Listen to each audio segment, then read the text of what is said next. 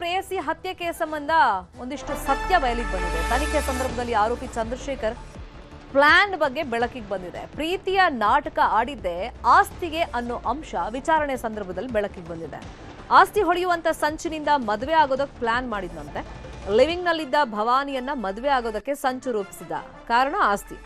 ಹೆತ್ತವರನ್ನ ಒಪ್ಸೋದಕ್ಕೆ suicide ನಾಟಕ ಆಡೋಣ ಅಂತ ಒಪ್ಸಿದಾನೆ. ಚಂದ್ರಶೇಖರ್ ಡ್ರಾಮಾ ಗೊತ್ತಾಗಿ ವಿಷದ ಬಾಟಲ್ ಅನ್ನ ಭವಾನಿ ಎಸ್ಬಿಟ್ಟಿದ್ದಂತೆ. ಈ ವೇಳೆ ಆಕೆಯ ಕತ್ತನ್ನ ಗೋಡೆಗೆ ಲಾಕ್ ಮಾಡಿ ಕೊಲೆ ಮಾಡಿದ್ದಾನೆ. ಬ್ಯಾಡ್ರಹಳ್ಳಿ ಪೊಲೀಸರ ತನಿಖೆ ಸಂದರ್ಭದಲ್ಲಿ ಈ ಕೊಲೆ ಪ್ರಕರಣ ಬಯಲಿಗೆ ಬಂದಿದೆ. ಜೂನ್ 13ನೇ ತಾರೀಕು ತುಳಸಿ ನಗರದಲ್ಲಿ ಭವಾನಿ ಕೊಲೆ ಆಗಿತ್ತು.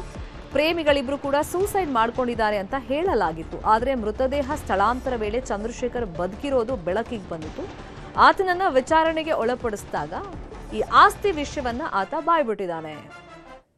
ಫಸ್ಟ್ ಮದುವೆ ಆಗೋದಾಗಿ ನಾಟಕ ಮಾಡೋಣ ಅಂತ ಹೇಳಿದ್ನಂತೆ. ಅದಾದ್ಮೇಲೆ ಅದಕ್ಕೂ ಮುಂಚೆ ಆತ್ಮಹತ್ಯೆ ಥರ ಮಾಡಬೇಕು ಅಂತ ಅದು ನಾಟಕ ಮಾಡೋಣ ಅಂತ ಹೇಳಿದ್ನಂತೆ. ಬಟ್ ಇದೆಲ್ಲ ಆಸ್ತಿಗೋಸ್ಕರನೇ ಈತ ಮಾಡ್ತಿದ್ದಾನೆ ಅಂತ ಭವಾನಿ ಗೊತ್ತಾಗ್ತಾ ಇದ್ದಂಗೆ, ಚಂದ್ರಶೇಖರ್ ಪ್ಲಾನ್ ಗೊತ್ತಾಗ್ತಾ ಇದ್ದಂಗೆ ಆಕೆ ಆ ವಿಷದ ಬಾಟ್ಲನ್ನ ಎಸ್ಲಂತೆ. ಸೊ ಆ ಸಂದರ್ಭದಲ್ಲಿ ಈತನೇ ಭವಾನಿಯನ್ನ ಕೊಲೆ ಮಾಡಿದ್ದಾನೆ ಅನ್ನೋದು ಗೊತ್ತಾಗಿದೆ. ಆಸ್ತಿ ಹೊಡೆಯೋದಕ್ಕೆ ಈ ಮದುವೆ ಪ್ಲಾನ್ ಎಲ್ಲ ಆತ ಮಾಡಿದ್ದ ಅನ್ನೋದು ವಿಚಾರಣೆ ಸಂದರ್ಭದಲ್ಲಿ ಬಯಲಿಗೆ ಬಂದಿದೆ.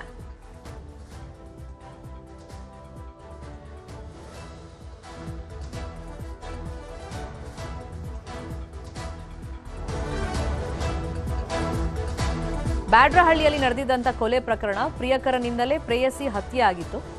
ಆಸ್ತಿ ಹೊಡೆಯೋದಕ್ಕೆ ಚಂದ್ರಶೇಖರ್ ಈ ಪ್ಲಾನ್ ಅನ್ನ ಮಾಡಿದ್ದ ಅನ್ನೋದು ವಿಚಾರಣೆ ಸಂದರ್ಭದಲ್ಲಿ ಆತನೇ ಬಾಯ್ಬಿಟ್ಟಿದ್ದಾನೆ ಅಂತೇಳಿ ಮಾಹಿತಿ ಸಿಕ್ಕಿದೆ. ಅಂದ್ರೆ ಜೂನ್ 13ನೇ ತಾರೀಕು ತುಳಸಿ ನಗರದಲ್ಲಿ ಭವಾನಿ ಅನ್ನೋ ಒಬ್ಬ ಮಹಿಳೆ ಕೊಲೆ ಆಗಿರುತ್ತೆ.